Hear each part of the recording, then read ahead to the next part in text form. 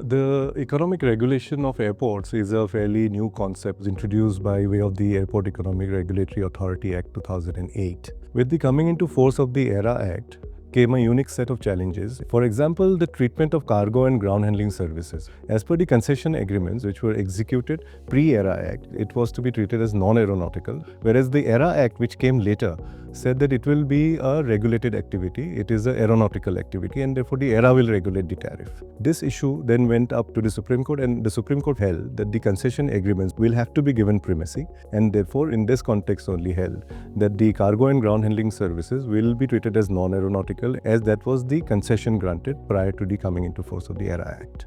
However, this continues to be an issue for the post-AERA airports because in that case the AERA Act will prevail. So therefore, it will take away the pricing autonomy for the airport operators, which will ultimately impact their overall profitability. Another unique challenge that has come up is the AERA's normative approach to capital expenditure at the airport, which is a problem at two levels. The first level is that the AERA went ahead and passed an order limiting the amount of capital expenditure that can be incurred at an airport, whereas as per the AERA Act, capital expenditure actually incurred at the airport should be taken into account. And number two, the norms to be adopted by the airport operator for building an airport is usually prescribed by the concession agreement itself. So if the operator is to follow the AERA's normative approach, then it will invariably end up violating the concession agreements itself.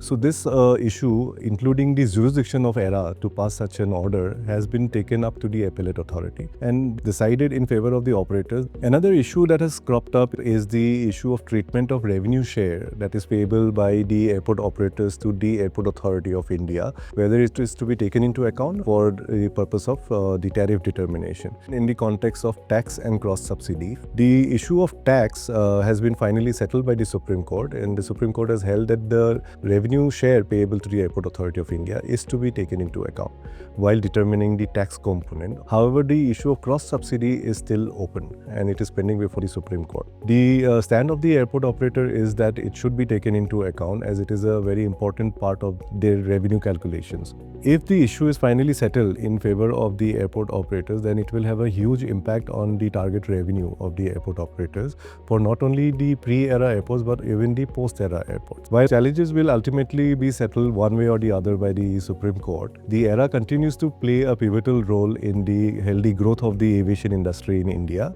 by striking the right balance between the interests of the passengers, the airports, and the airlines.